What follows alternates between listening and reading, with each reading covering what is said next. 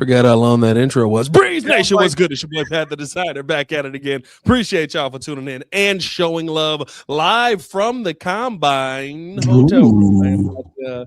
Not currently there, but did spend a lot of time up there today. There's a lot to get into on today's episode. As listen, we got a lot of truth bombs from Ryan Poles today.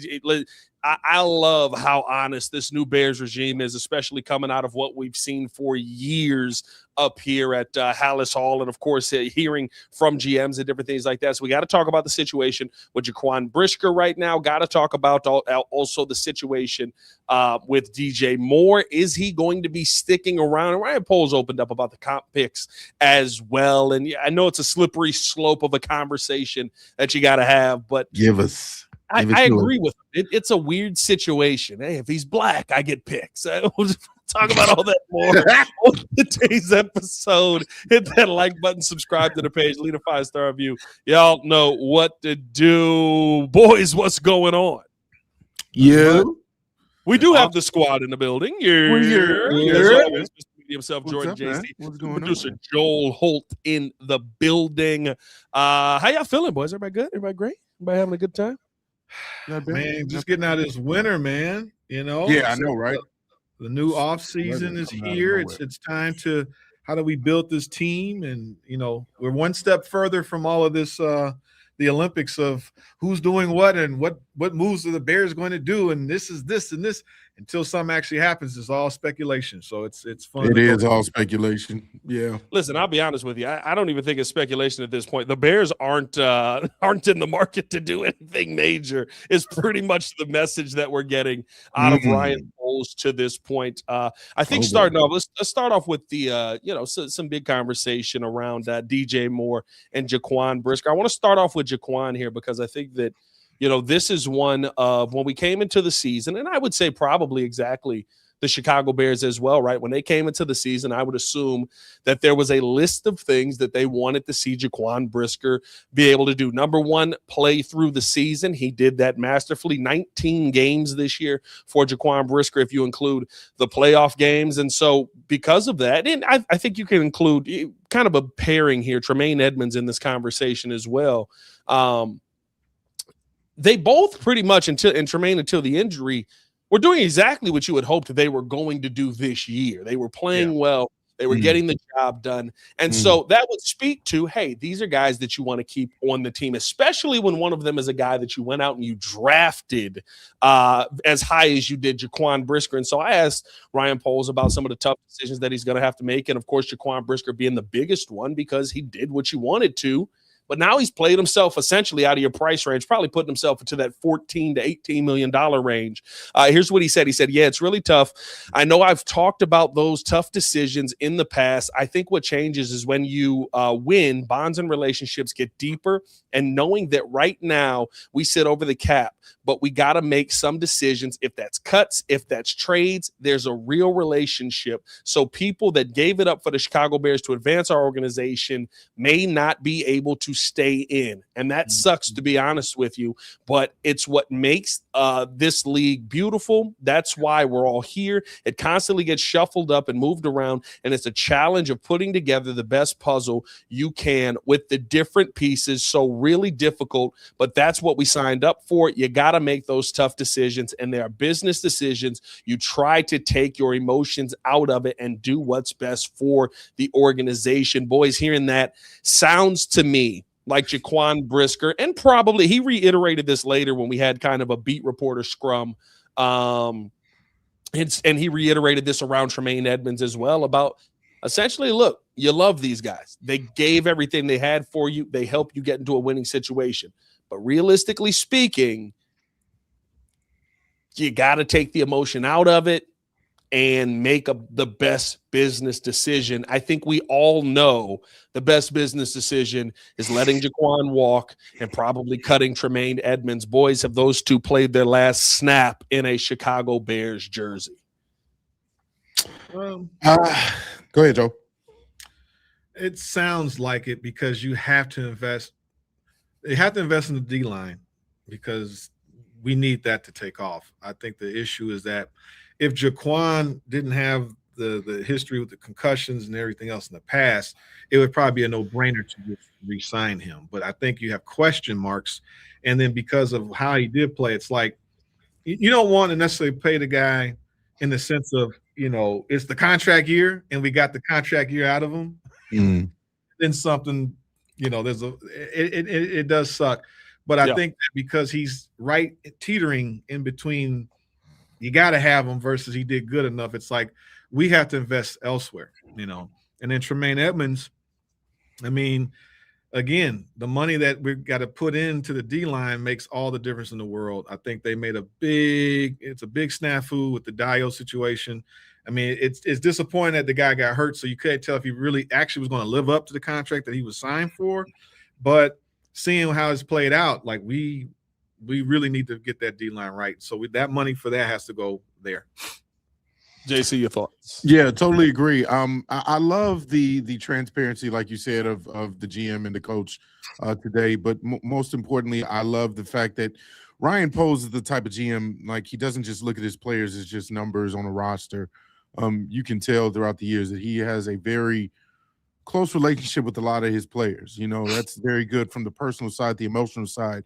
But at the end of the day, this is a business, right? And so he has to act as his role says he has to act. It's about making this team better at the end of the day and improving year after year.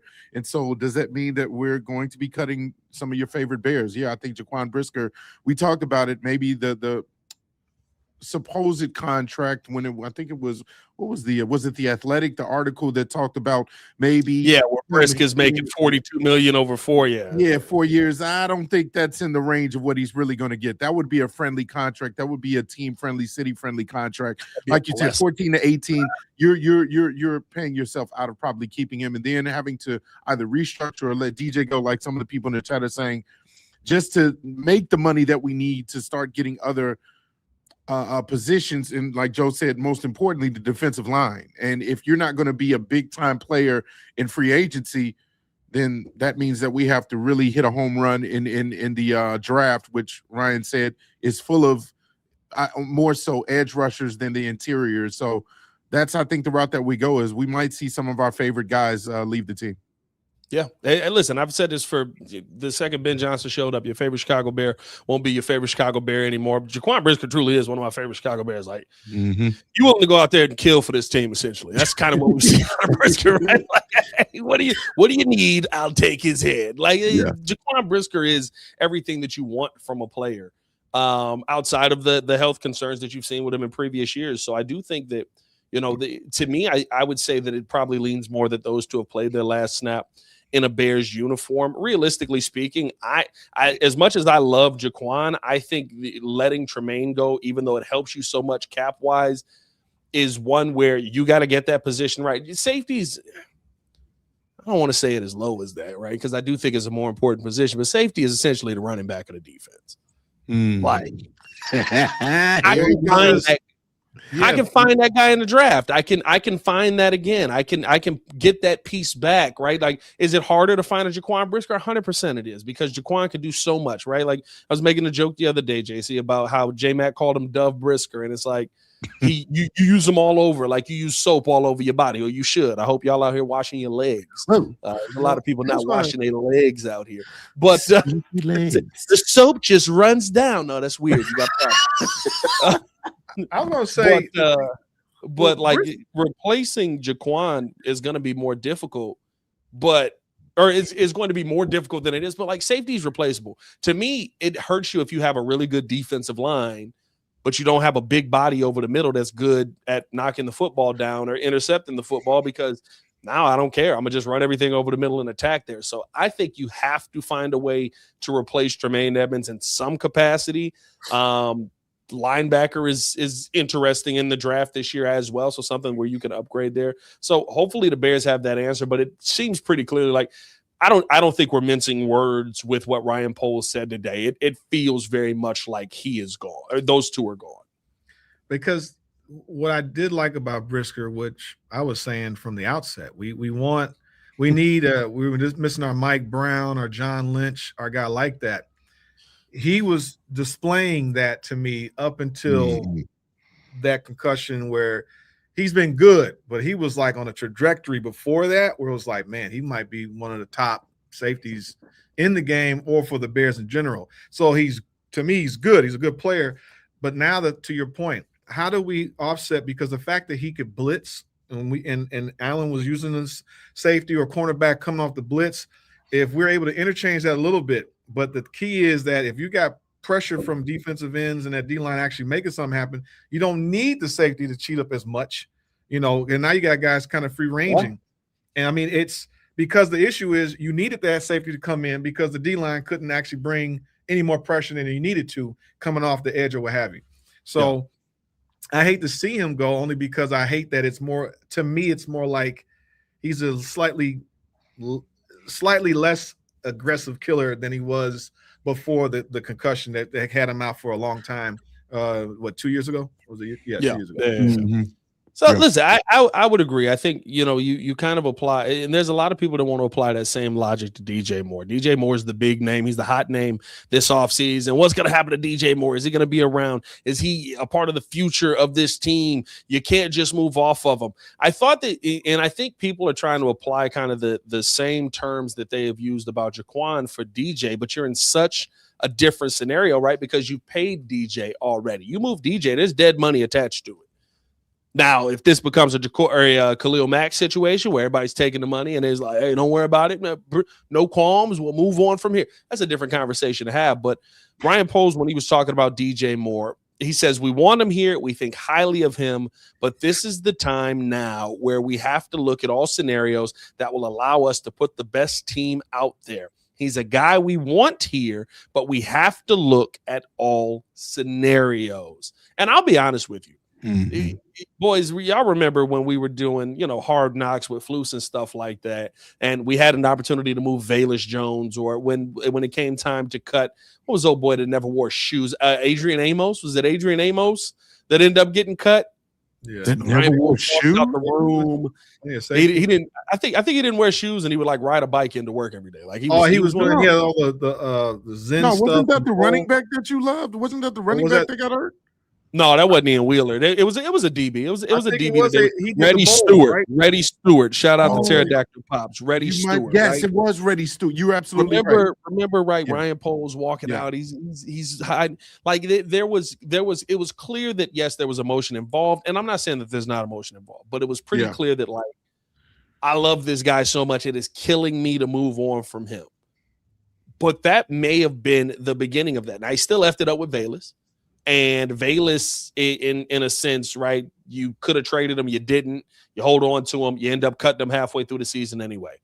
I think the biggest issue that we saw previously with Ryan Poles was some of the emotional attachment with guys. And we had a lot of those questions with guys that were coming up now. When you hear him talking about Jaquan Brisker, when you hear him talking about this situation with DJ, I think you are hearing a GM that is like, I am about the business of winning championships. I think that it truly feels like he's okay if the right deal comes moving off of these guys. I think that Ryan Poles has evolved as well. I mean, a couple of years back, we've even said that was one of his issues because of the attachment to players is that maybe he holds on to players just a year or two too long. Adrian Colbert, that's who it was. It was Adrian Colbert. Yes. It was because he was like the hippie type of that was him. I remember him. But you look at Ryan Poles, and again, that's why you have so much confidence that this offseason is going to be a success, no matter what direction they go in, because his mentality is like, okay, big boy organization, got to get these decisions down right. In the past, I might have waited a little bit too long to let go of some players, move some money, restructure this, cut people to better this team. We literally almost got to the Super Bowl in year one of this regime of the coach and the staff that he made. I need to get this right moving forward. And so he doesn't want to be in the hot seat anymore like he was in the past. And I applaud that because, again, now you're seeing that this is a winning organization. We're starting to like Joe said, that trajectory is going upward. And so it's very important that whatever you choose to do, it makes this team that much better. So again, if DJ has to leave, I'm fine with that. I'm fine with DJ having to be the casualty and going elsewhere if that means that we're still going to improve the defense that needs certain holes filled. If that means that still we have right receivers on this team that are going to continue to get better, the Romes, the Luthers, all those other players that we have to still make this team special. So I chuckled because, as a franchise owner, you go through the process. Here you go. No, but it's funny about hiring. That's enough of that. All right. Welcome to the Morning Breeze. Go ahead. Everybody has power now. I am the captain. Where is it? I am the captain. You're going solo. No, but to the point of going through the experience, dealing with hiring and getting people, signing folks, sometimes you hold on and don't realize they're killing you. And it's like, well, you believe it. After a while, it's like at the bottom line is the bottom line. And I mean, it's very simple math here. Colston Loveland had 713 yards receiving last year, number one. And DJ Moore had 682, and Luther had 652. Everybody had the same. They're the same, but I'm paying $28 million here, and 3 and 2 here. And the point is that if he's valuable, DJ Moore is probably a godsend for us that he's still valuable, that you could actually trade him and put him somewhere else. So it's like, I personally like DJ Moore. I don't necessarily want to see him go, but if it's a move that allows us to use them cap numbers to get us to a point, Luther Burden kind of made that happen, and Colston Loveland. Rome, still Rome. I mean, I'm hoping that this is the third year. Offseason needs to be better. Breakout for Rome. He has to break out this year and become why he was the 9th pick overall in the draft and all that good stuff. And hopefully he becomes a league leader like a Jackson and Jigba going nuts. Yeah. So DJ, you kind of have to move on to a sense that we need that money to go to the D line, and or shift it over to the defense. So I'm fine with it. Well, I think and this is the thing for me, right? I don't know if we're to a point where DJ Moore is gone, because we're only talking about a couple of names. We're talking about Maxx. We're talking about, if you're talking about a godsend situation, Miles. And who? Because you're not clearing money just trading DJ Moore for anybody. I'm not thinking trade. Because of dead cap, because of where the dead cap will be, you're not helping yourself if you just move DJ. So when I heard this from Ben Johnson today, I thought that this was very telling of who DJ is and the price point of where it is. Okay. Now, what I do love is for names like that, for big names, that you're okay moving off of a piece. It's better to move off of a guy a year too early than a year too late. We've seen that time and time again. But and that is the Bill Belichick way. It's the way that we praise, it's the way that we love. He always found a way to do that, right? Like Bill Walsh too, right? Like those were guys that would just they would trade guys away at the height of their career. And you're like, what are you doing? And then they'd get these draft picks back. They get some guy back that just fit the system, and they'd make it work, and they'd find a way to continue to be in championships. But when Bill stopped being able to replace that guy, that's when you started seeing it get ugly. I don't know if you want to say he lost his fastball, but by the end, right, he's like, we don't need this guy. We'll just bring these two guys in. It was like, well, those two guys suck. So you don't want to be in that position either. And when you talk about value that DJ Moore has on the team, Ben Johnson said today it was immense the value that he had on the 2025 offense. He probably knew all the roles of the receivers better than anybody else we had in that room. The X, the Z, F, it really didn't matter. He was the guy we knew that we could count on. If guys go down, he can step in. There really wasn't anything we shielded away from him in terms of the route tree. Shied away from him in terms of the route tree that he could or could not do. I feel like the versatility is something that screams at you. The intelligence screams at you. And as Ryan alluded to in our last press conference, just the toughness, the durability. When you talk about a 17-plus game season, that's where a player like that is really, really valuable. So there's two names that we're talking about. And today, the Raiders GM said, we want Maxx Crosby. We're not looking to trade Maxx Crosby. And I think like 2 questions later, they were like, well, have you gotten calls on Maxx Crosby? He was like, we're listening to everything. It was like, okay, so you're willing to trade. We're keeping so you're willing to trade him. Man, it's two-faced. When you put it into that sense, let's be real about this. Are you overbidding for Maxx Crosby? Because you're not the only team that's probably willing to offer a couple of firsts and a really impactful player. I'll bet you the Detroit Lions would right now. They said Detroit's his hometown too. Yeah, I bet you Detroit would. So now you're getting yourself into a bidding war where you're paying more and more and more. How many players you moving on from DJ Moore for? Well, first of all, everybody. But see, the problem is like this is what the narratives are out here. I mean, guys, we've all been watching sports and off seasons for. I've been watching this for almost 20 years now. Yeah, sometimes old. Misdirection. They say this, and then we're all let down because everybody's supposed to make this trade. It might be somebody else that they make a deal for. There's other guys out there that could be expendable as a defensive end that actually fits the works. It's just that Maxx Crosby, Hendrickson, we know. No. I want to just sign him. I'd rather just sign him. If we're going to trade, I'm saying there are other defensive ends out there, or maybe it's not a defensive. Mike Dana. It might be somebody Kansas City just released Mike Dana. I mean, think about this. No, did anybody expect Quentin Williams to get traded to the Cowboys last year? Yeah. Once you saw what the Jets. What I'm saying is that at one point in time, he was one of the highest paid defensive tackles. And he had got his contract, and I would love to go for Quentin Williams, but it didn't matter. A year or two later, he's traded. They're talking about the Thibodeau guy from the Giants. Yeah, but the Giants are probably on their way up. They're probably on their way up. They got the new coach. They're going to probably They probably need him as a. I'm just saying. They don't know about Jackson Dart yet. I don't know. But think about the Commanders. They had 4 defensive linemen on that line at one point in time with Deron Payne and Sweat, who we ended up getting. There was guys on that team where it felt like, hey, they got these guys. You just never know. Maxx Crosby is the name right now, but there could be some other guys out there that work.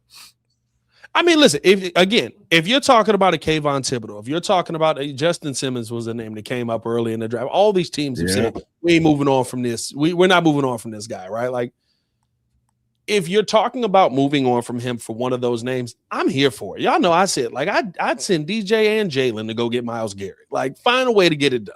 Like, you do need that elite defensive lineman. Like, how about this, Pat? I do what you just did, and I'm re-signing Brisker. And I'll let Jalen go. No, $14 million versus 25. I'm not spending that money on a DB. Like, I'm spending that money. I'm drafting DBs, and you can't let 3 of your top players go. Yeah, Jalen, DJ, and Brisker off the team. My G, we keep saying this top player, great player, yada yada yada. We know this defense sucked the last 2 years, right? It sucked. It's okay. It sucked. Within their own right. I don't know. I'll push back. No, not within its own right. They were 26th in rushing yards. They were 24th in passing yards. Well, no, they were okay for about 8 weeks until it all went to crap against the Commanders. Okay, that was 2 years ago. Last year is trash. Listen, and it's not to say that these players suck. I think that Jalen Johnson is a very good player. I think that Jaquan Brisker is a very good safety. But to me, I'm not to the point where it's like I have to hold on to this guy or it's going to change the world on the defense. What's it going to change? We're going to go from 24 to 25? No, I get that. I if you address again, I understand we need to address the trenches and everybody else will be better. I get that. But I think you don't let go of every single one of your I'll just say your good players that if you do address the line, that makes this team even better. I'd keep a Jalen or I'd keep a Jaquan, and then they'll let the other 2 go. If you're talking about bringing a Maxx Crosby in along with a few picks, I think it all depends on whoever is your competitor to try and get Maxx Crosby. If it's Detroit, I'm definitely going to try to beat Detroit out because I don't want Aiden Hutchinson and Max trying to barrel down on Caleb Williams every doggone down. Yeah, but I'm also not trading DJ and 3 first-round picks for Maxx Crosby. You're not going to sit there 2 first-round picks. No. It's all the asking price is 2 first-round picks. So if my choice is 2 first-round picks and Jamison Williams or 2 first-round picks and DJ Moore, I'm taking 2 first-round picks and Jamison Williams. All right, throw a or third you in like there. to call him James on. James on Williams. I would say you don't make moves just to make move. I like this comment. So bend but don't break defense is bad defense, Pat. No, bend but don't break defense is not bad defense. Bend but breaks pretty often defense is bad defense. That is true. They're like they break it happen. Like, we say bend but don't break for defenses that are elite in the red zone. You have to have the greatest red zone defense in the world, the way we let people come down the field. No, and listen, the Bears have had that. I would say that was an argument for this team 2 years ago. Until it got ugly with Flus and all that stuff. But 2 years ago, the Bears' red zone numbers defensively were phenomenal. Like, it was weird. And then it was like, well, you're not going to score, right? We saw that with Urlacher and Briggs. They'll let you have the whole field, tire yourself out, but you wasn't going to score. That's a different defense. Yeah. That's not what we watched this year. We watched the Bears we watched the Bears defense give up 31 to old Flacco. Got torched. Oh, Cincinnati, that was like 40 points. Yeah, like didn't we have 40? It was 47 to 42. I think it was 47 to 42. 42. It's not getting better. Yeah. That's my point. So, like, to me, I think you're in this situation where I love these dudes. I told y'all, Jaquan Brisker, one of my favorite players on this team. It's not a defense that's winning. It's not a defense that you're seeing be dominant. And so, like, to me, it's not a difficult decision for me to say, no, I wouldn't bring this guy back or X, Y, and Z, or I'm okay with moving on with this. With DJ, I think it's a different conversation because you just heard Ben Johnson tell you all the things that he does well on this team, everything that he brings to this team. And so if it's not for one of those impact game-changing players, I do think you look at this and say, DJ's probably here next season. Does that mean he finishes the season? It could be a situation like you said, Joe. Jackson Dart gets hot and the Giants go, we need another wide receiver because Malik Neighbors has no kneecap. But I was going to say this too. Guys, we got to remember, this defense was built for a cover 2, Tampa 2 type defense. And now it's not Dennis Allen's defense. It was not Dennis Allen. Now you got to transition, turn over a lot of players. The guys that were drafted, Brisker and then were drafted for this. Our linebackers were signed for that previous regime. Now you got to come in and try to do some turnover, some changes, and draft guys that fit. So one or two guys could probably fit. I think Jalen Johnson as a cornerback can play in any system for the most part. But your D-line has to be overhauled to a point that the guys, the way that they're running their stunts and running the line and running what they got to run is built differently. Like the Tampa 2 was built on speed and coverage and everything else. Why there was a bend don't break? Because they let the linebackers play these zones. Well, this is a more aggressive defense where we need big boys to go in there and clog up and create havoc on that offensive line for these guys. So you got to change the personnel. And so everybody should be on the table to a degree because it's like these aren't really the guys I want. Now, Dio was their signing for Allen, and everybody. I'm trying to think, who else did we sign? I mean, outside of Dio fit the bill for DA. You went out and you drafted Shamar Turner. Like, you signed Grady Jarrett, right? Like you went out and fit guys that fit the mold that were available out there. The problem is you signed Dio to a $20 million insanely bad contract. He might be one of the worst contracts in football. No, it's not Mike. He's the worst contract in football. Like Dio Dango, what you saw is the worst contract in football. Listen, I love how Yurko says it, and I defer to him on defense and stuff like that. I get it. People look at him like, shut up, old man. But like Yurko know a lot of football. Like he's played a lot of football. He was a grinder guy in the NFL, and he lasted 10 years. Those dudes usually don't last 10 years in the NFL. Like you got to be smart to know it. Dio is a lot of energy, a lot of fire. He will give you 210% and run clean past the quarterback. Mm-hmm. Yeah. Run clean. So it's like you're doing all of this. You showing me all this activity, but you're not showing me no accomplishment. But the money that was spent meant something. So they had to have believed in them because you're not paying them that type of money to not produce. But either way, I'm not mad. Oh, and Grady Jarrett was another guy we signed on D-line. But wow. Owen said Dio needs to slide inside on passing downs. Now I will agree with Owen that Dio is better on the interior than on the exterior. Good on the Yeah, they signed him to be on the exterior. He's better on the interior, but Roddy said he can play both positions. Yeah, he said Dio trash. Oh, and he need to slide off this team. Now here's my question: like, would Dio be okay with the restructuring of his contract? Because listen, I don't want to. I don't want. Why are you rewarding him, one, for being terrible, and two, keeping him on this team longer? Just let it ride out. Well, I mean, he could show you something. You know, there's a possibility that he might improve. I don't know. Hey, listen, I could stand up and my pants are off. That don't mean I'm gonna do it. Whoa, hell, what's going on down there? All right. you said he could show me something. I could show you something, but like it doesn't mean I'm gonna do it. Yeah. Whoa. All right. That's right. Full suit jacket. Yeah, throw the flag, Joe. Throw the flag. He is in his he could be in a full-on underwear. Listen, I wouldn't be mad if we restructure and we basically have to overhaul the defense, just like they overhauled the offensive line. In 1 year, they overhauled the entire offensive line. They kept one of the guys at work, and I think everybody's on the table to do what you have to do. I'm greedy. I would love to sign, if we can clear a lot of space, sign Trey Henderson. Still trade. You know, I'm just saying, because you got to fit. The team has to fit what the scheme is going to be. We know. You don't think David Allen has any player on this defense that really kind of contributes to his way of playing? TJ Edwards is a dog. I keep him. The whole line. I mean, I think coming off a broken femur though. Well, well, hopefully he comes back 100%. Broken femur or fibula? Broken fibula, right? I meant fibula. Femur is the biggest bone in your body. Fibula. You got to do something with the interior line. Has to be overhauled. I mean, Grady Jarrett is more like a third down guy than an every down guy. So you need defensive tackles seriously.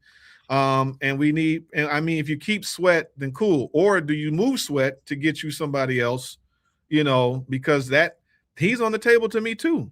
I wouldn't be mad at moving any of them. I would keep TJ because he's a dog. I don't necessarily want to overpay for Brisker. I like Bayard because if you keep the continuity of him being the ball hawk that he was, I'm fine with that. Yeah, probably won't. You know, that's just it's hard to replicate that. Kevin Byard didn't replicate his first season of 8 interceptions or second season of 8 interceptions until this year. Yeah, like it doesn't happen, right? You don't have a dude that's like 8 interceptions. If you do, now I will say this: Kevin Byard. Here's a weird thing to say. Kevin Byard got a case for the Hall of Fame. He's a 3-time All-Pro. 33 years old. So He's a 3-time All-Pro.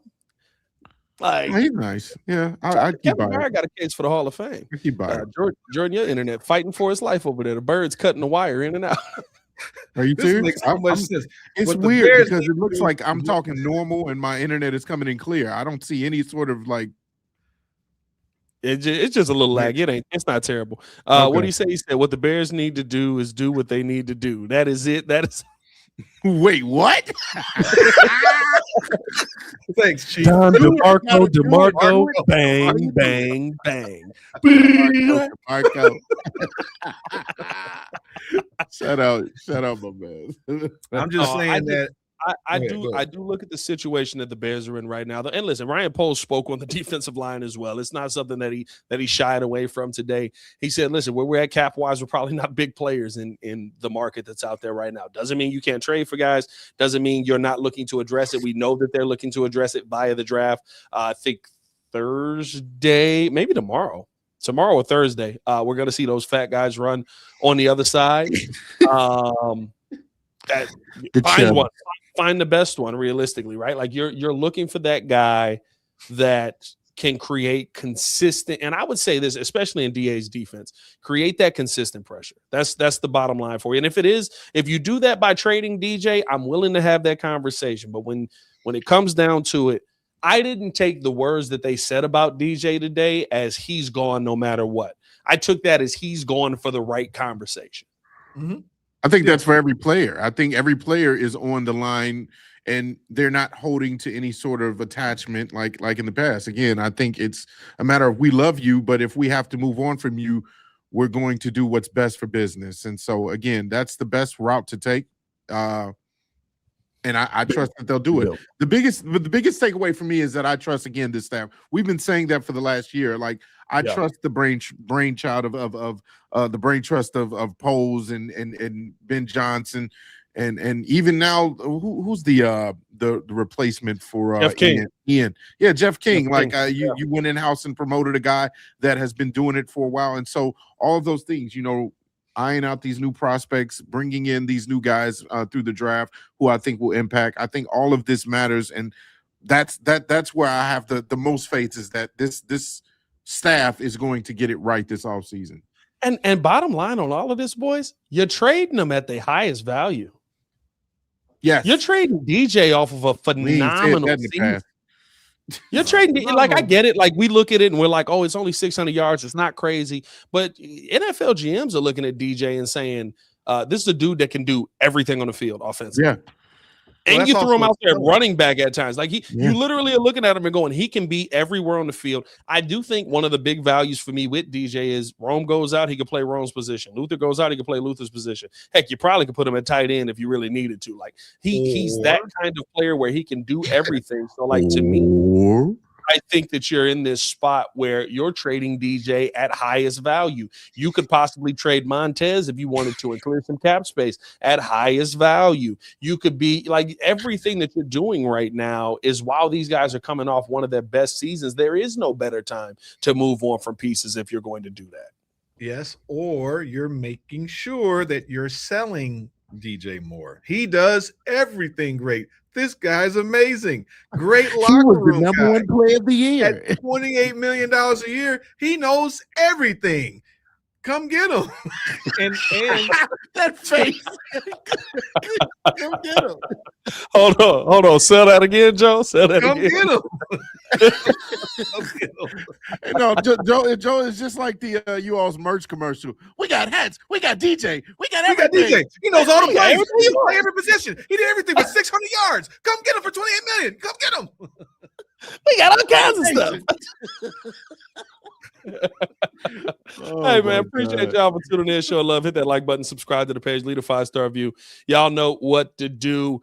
One big thing that I want to finish up on here with what Ryan Poles said today at the podium that I did think was big, and then possibly, listen, there's a name on the market, ladies and gentlemen, that if we clear some money, I'd be very interested in. We got to talk about that too before I get up out of here. I got literally like 15, 20 minutes left, and I don't have socks on. Gotta talk about.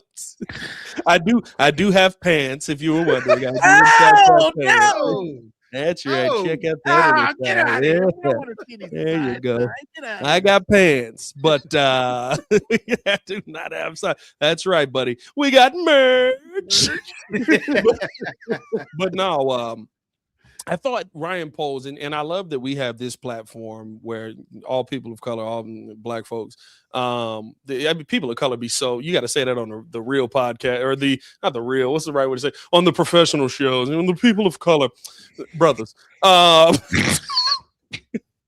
thought he was so honest about how weird the Rooney Rule and all these rules that they have put in place to put people of color in positions, about how weird it is at times, and how it turns into this thing where the league ends up just trying to circumvent it. Of course, this comes from Ian Cunningham. Ian Cunningham spoke at the same podium as Ryan Poles today, and he spoke right before Poles and basically went, yeah, I'm a GM.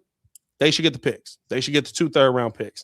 Ryan Poles came up there. He said, I'll be honest, I think it's a little strange. At the end of the day, you should want to develop your staff regardless of the color of their skin. I think it's important. I think we take a lot of pride with the Bears in our setup, and I take a lot of pride in that. So to be compensated for it is a little strange. I saw the Chiefs get a pick because of me, and then I watched that player go and play. It's just a little odd. But if at the end of the day they think that that's what's best to help incentivize, then that's what they want to do. But at the end of the day, like I said, that's not the purpose or why we develop our staff. But if it's the rule they have in place, I think it's a very clear situation what should happen. We'll see what they think. He also talked about how he reached out to the league office and was trying to get clarity on this. I mean, it literally fits everything by the letter of the law. Literally everyone in the NFL is saying that the Bears should get this pick, except the NFL. And I think what's so interesting about this is you're going to see essentially what's happened with the Rooney Rule and coaching, what's happened with the Rooney Rule and GM start to happen here, where I don't even think it's from a place of hate. I think it's from a place of, with this situation, competitive advantage. I'm in the NFC. I don't want to give another NFC team 2 players because I hired their GM. I don't want to go out and give another NFC team an advantage to go out there to be better than me because I wanted to improve my team by taking from their culture. I understand it, but like either make it across the board or don't. And especially like what I think this is going to become if the picks aren't there is teams are going to start doing this every year. They're going to say, oh, we got a president that's the final say on football, but we got a GM that's really doing all of the work. Insane. And it's the same thing we see with the Rooney Rule and coaching.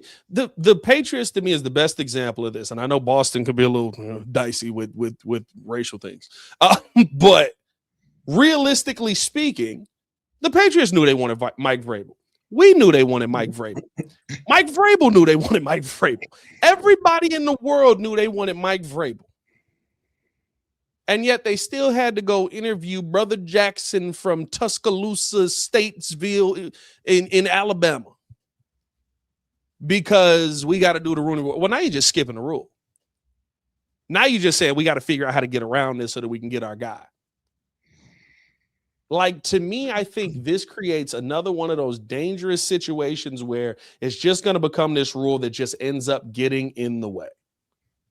And I'm not saying it doesn't have value. I'm not saying that it hasn't. There's more people of color in front offices than ever before, I would say, in the NFL. And they're hiring people of color to be head coaches. But it is kind of this thing where it's like either you're going to follow the rules or you're not. And more times than not, we see teams find ways around the rules. So I think what it is that it served its purpose 20 years ago. Because of the lack of diversity at the time. Yes. And so now what we have is a mockery of it. So to your point, it would be different if because of the Rooney Rule, we never had any other black coaches, so to speak, to be hired. But since then, there's been tons of guys that have been hired. So the point is that coaches is a little, no, I mean, Tony Dungy. You've had Mike Tomlin. Was it Anthony Weaver for the Chargers? Yep. You've had Todd Aaron Bowles. Glenn is there. Todd Bowles is there. Yes, you've had a number of guys. Jim Caldwell for the Lions. You've had Raheem Morris. Yeah. Raheem Morris has been coached for the Tampa Bay. He's been, matter of fact, coached twice. He was the Falcons coach. Atlanta, yeah. So I mean, like so the track record has shown that the guys have been hired. The issue is you don't want to make a mockery of the candidates because. Like we were joking in the car. It's like, well, they call Eddie George, and now you're making a mockery of someone. No, legit. Like the Bears did it. Like it is kind of funny, like you said. It's like now you're just throwing. The Bears knew they wanted in. Yeah. Now, if you're denying candidates, now someone to me like Byron Leftwich, or let's say our boy that just left and went to Kansas City, the issue would be you can't make someone hire a guy. Yeah, but you can't make somebody if Eric Bieniemy just doesn't fit a culture, and not because he's black, you know what I'm saying? Or even our guy that just the Minnesota guy. Like you don't want to just throw somebody in it just to throw them in there. The defense, The DC. Oh, Flores. He was Flores. He was DC. He was a head coach in Miami. So there has been time and time there have been coaches of color, whether they're good or not, because obviously the white counterparts, some are good, have been fired too. Everybody can get fired. So the whole point is to not dilute the talent pool just because based on your of your color versus actually being a qualified candidate. Now I got to bring in some other guys just to throw them in there just to waste time. So the point is that they have shown that first of all, our president of the Bears is African American. Our GM is African American. Our assistant GM was an African American. You know what I'm saying? Like half of our coaches is all African American. We got Antoine Randall. We got tons of guys. So the NFL has shown that they have been hiring guys. Happy Black History Month. Yeah. Yeah, assalamu alaikum, my brother. So the whole point is that moving forward, alaikum salam, baby. I'll bring you the bean pie, and some, anyway. I would say why did JC say it like that? Salaikum salam.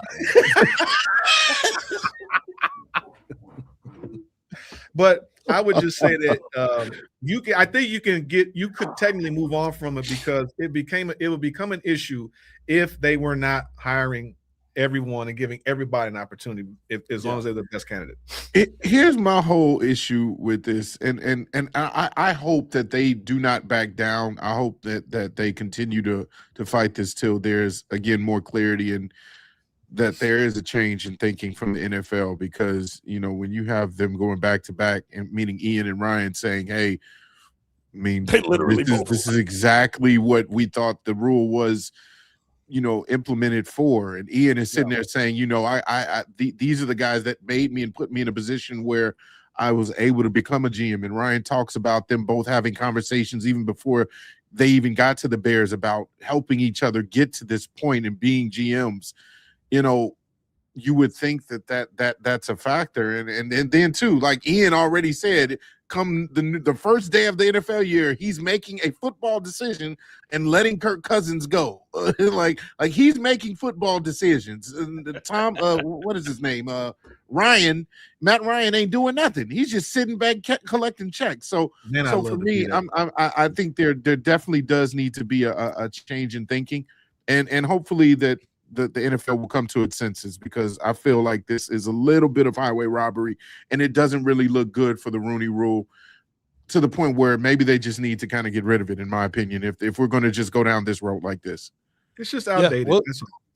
We'll see what ends up happening. I think this is, I mean, listen, it's the league essentially has said we're not giving them the picks. I don't know if that changes because of Ryan reaching out and things like that, if this is a different conversation in the years to come, but the league pretty much came out and said, we're not giving the auto. So, just like Third Gen said, I got to go get these socks on, man. Appreciate y'all for tuning in and showing love as always. Willie Lampkin said, dressed in a suit with boxers and no socks. What the? Let us know how y'all feel about all the stuff that we talked about in the comments below, man. Appreciate y'all for tuning in and showing love. As always, a lot of good updates on day one here. Be back at the Combine tomorrow, so stay tapped in with everything that we have here. Over 200 in the chat. I don't have a I do have a little thing. I don't know what sounds these make, though. I do have little soundboards. What was that? I can't even hear it, so. Yeah, was that anything? No. Oh, y'all can't hear nothing? Was that music? That sounds like some music for another type of movie there, Pat. Oh, wait a minute. Hey, lady, why don't you come on in? I've got a package for you. Hey, man, appreciate y'all for tuning in to Show Love. As always, for the super producer, Joel, and Mr. Media himself, Jordan JC, designer. Back at it again. Y'all stay safe out there, Chicago. Bed down, one love, over 200 in the chat. Hit that like button, man. He got some socks on this bed over here. Somebody said it sounded like that. Let me just get my socks.